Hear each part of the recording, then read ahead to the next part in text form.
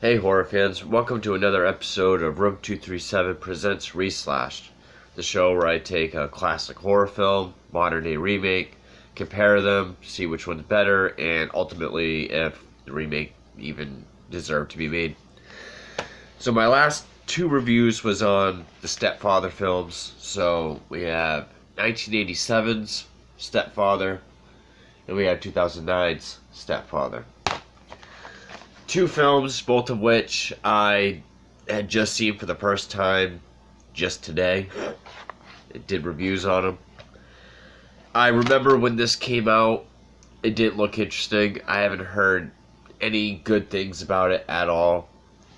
It just looked like another run-of-the-mill PG-13 watered-down remake. This I have always known about, just for some reason never got around to seeing it, or I could never find it. This is a good release from Shout Factory. But, it's a perfect blend of, 80s slasher and, psychological thriller with well-made suspense. I really enjoy this film. I definitely see it as one of the most surprising films of the 80s. I already figured I would kind of like it. This one, it wasn't as bad as I thought it was going to be. I was expecting another Fog or Prom Night remake. I probably hate The Hitcher more, but it's sort of in that realm. So just because it's not as bad doesn't mean it was good. But anyway, so let's look at it. The cast. Well, this one has Terry O'Quinn. That alone settles it. Terry O'Quinn's performance as the stepfather in the original is flawless. He's intense and creepy when he has to be. He's charming when he has to be. Great, dual role. Trying to be someone else while really being like a serial killer. I believe his obsession with the perfect family. And, when he had his little freakouts in the basement, most of all, like, his eyes. Like, when he finally decides that, he's gonna kill the family, his eyes get bigger than they had been in the whole film. And you can just kind of see the light bulb go off, or come on. Great performance. Dylan Walsh as the stepfather in this. I mean, he did an adequate job. It's not like he was bad. It's not like Sean Bean as the Hitcher. He did do a good job, but it's just not to the level of Terry O'Quinn. It's really not. And I didn't really buy him as much. Well, I didn't buy him nearly as much. But I didn't really feel his obsession with family in this one. In this, it just felt like...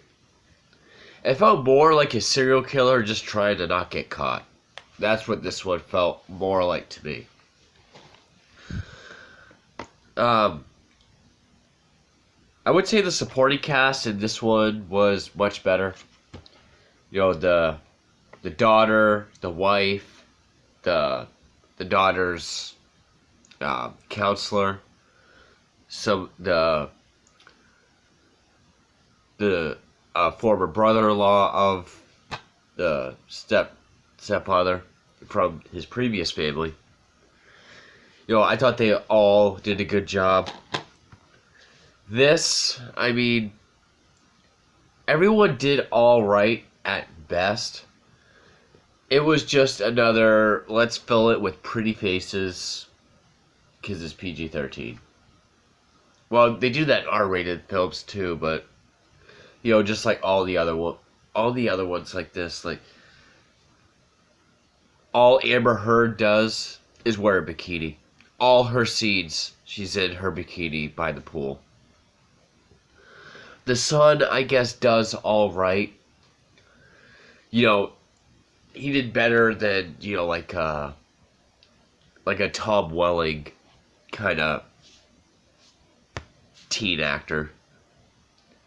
The mom, I thought, did fine, but there just wasn't anything to their characters at all. Really wasn't anything to go on. So, cast definitely goes to the original, even if it's just for Terry O'Quinn alone. His performance as the stepfather was what I would say is one of my favorite, like, psycho performances. Like a Norman Bates or like John Lithgow in Raising Cain. Just someone who's just a psycho and their shit coming undone. Effects, well, none of these are really effects films because this one is more of a slasher. Yeah, even though it's PG-13. The effects, not really much of anything. I guess I would go to this one because this is the only one that had any kind of a bloody death. When he killed the counselor with the board. Everyone in this just got killed by either strangling, suffocating, or drowning. So, yeah, they're not really effects films. Atmosphere. Well,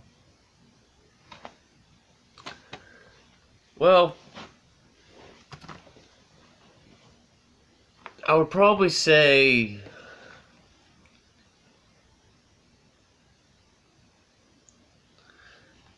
well, I definitely liked the whole kind of be anywhere, almost like John Carpenter Halloween kind of suburbia in this one. It was more relatable. Because I think that was kind of the point of the movie was, step-parents can be a very common thing, especially nowadays.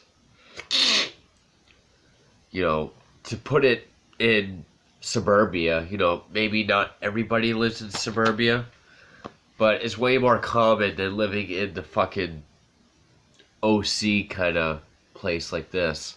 I know it's not the OC, but like movie rich people, big ass house, pool, neighborhood where everyone else is like that. So yeah, I definitely enjoyed the setting. I think they utilized it more in this one. So yeah, the original again. The scares. Okay. This one's easy as well. This was more of a slow but very methodical build-up.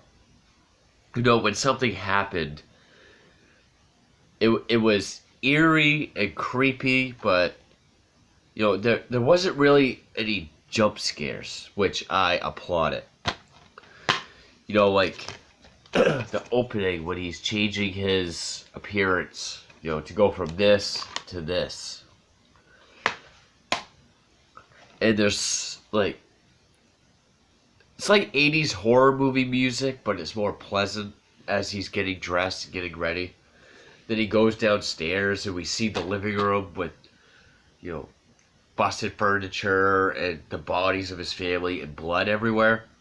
And the music just changes to this really, scary, kind of revealing music. It was that kind of methodical scares. And I really applaud it for that. This had a couple jump scares where, it be like a cat, because he kills the crazy cat lady across the street. So like there's a part where she's walking through her house and a cat is like bong. And just it didn't really have it also when it was trying to be creepy, like when the oldest son and his girlfriend are swimming and the stepfather's like in the kitchen just like watching it from the window. It's supposed to be creepy. It was done in a way that it just looked like if anybody was looking out the window at him. This had a way of like, with the way he would change his look. Like if he's really mad about something, but then like someone's talking to him, so then he had a,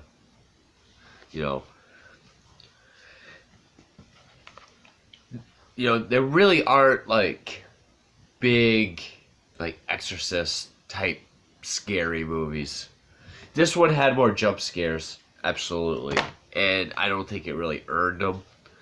This one, with how well paced and methodical it was, a movie can be slow and creepy and be more effective than just having jump scares. Again, this wasn't like It Chapter 1 from 2017 where it's all fucking jump scares. It was just, kind of jump scares and then just kind of failed attempts at being creepy. So I'll give that to the original as well. The killer, kind of already talked about that. Terry O'Quinn, Also, I like the idea of how he must have had a sort of rough or strict childhood. And it's just hidden, kind of hinted at or implied. They were going to show it, but the director thought it'd be scarier to let us come up with it. What made him this way. And, we see him change his appearance twice. In the beginning, when he turns into, the stepfather of the movie. And then later on, when he's getting ready to change again to move on to the next family. And, I just... Terry O'Quinn, looked the part also. Just the things he did with his face, his eyes, his body language. I really buy that he is fucked up. I buy his obsession with the perfect family, and that he would murder his whole family if, they couldn't measure up, like the tagline says. Again, Dylan Walsh did okay. It's really only in the beginning does he really talk about family. It gets to the point where it just feels like a serial killer just trying to not get caught. And it's like he did the whole happy, charming, typical for the beginning of the movie act at the beginning. And then it was like this whole a disconnected part in the middle. Then he was fine for a little bit, and then there was the whole shit at the end. I don't think it wasn't as well written or even acted, even though Dylan Walsh, I think, did do he did an adequate job. Terry O'Quinn is, he's like the archetype of the stereotypical evil, mean stepdad. And, on that alone makes me want to see Stepfather 2 because he reprises his role. And I'm curious to see where it goes. So Terry O'Quinn, definitely the better of the villains. Well, also, I guess that category could be just more of the character. Because he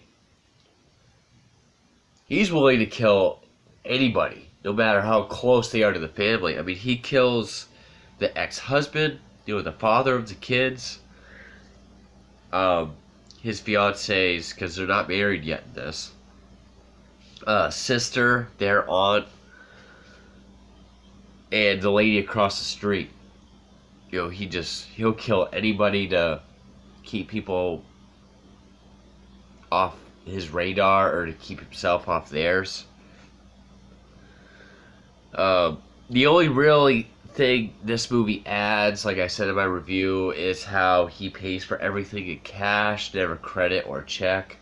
He doesn't stay at a job if he can't get paid under the table, and he doesn't like his photo taken.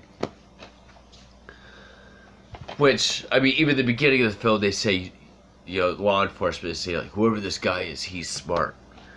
I think this guy's smarter. I mean, this movie shows how he plans ahead to kill his family.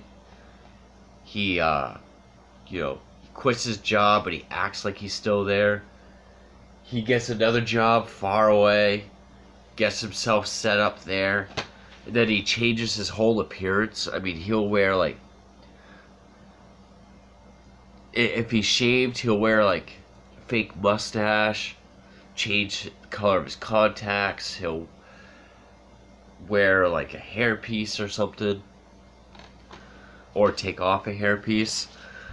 He does do the contacts, but he really just dyes his hair and shaves. I mean, I think there's much more.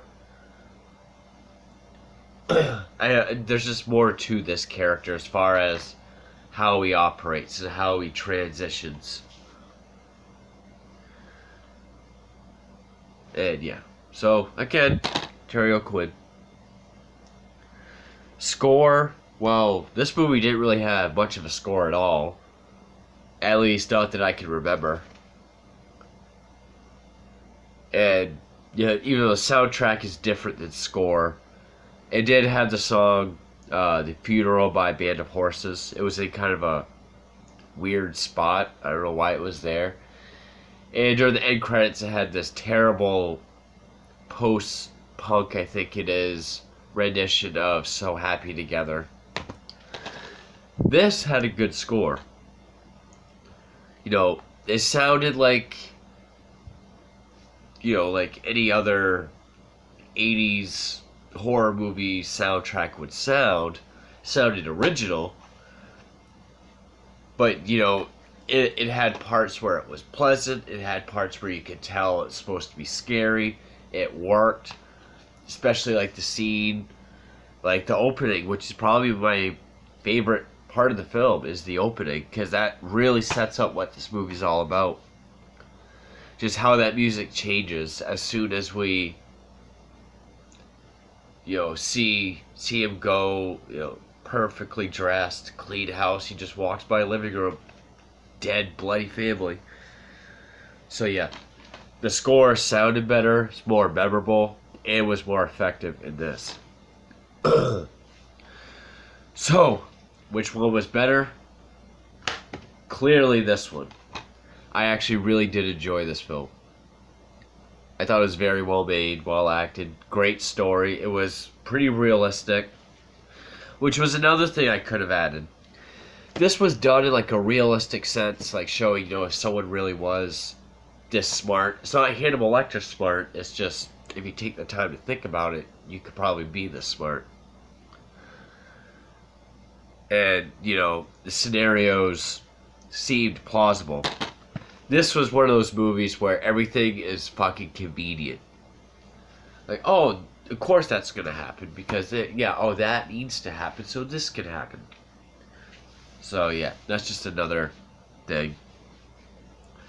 So, yeah, this one is much better, way more memorable. So, did this even really need to be made? Not really. I mean, again, it wasn't as bad as I thought, but I still think it's pretty fucking pointless. It follows most of the beats of this, has a lot of the same scenes, same bits of dialogue, and, It's not a loose remake at all. It's a fucking remake. The only thing it really adds that this one didn't really have was, okay, maybe he kills a couple more people, but it's in a PG-13 way, so it's not even, anything super special. And it just adds that layer, like I said earlier, about paying in cash and not liking his picture taken. It's all it really adds. So, yeah.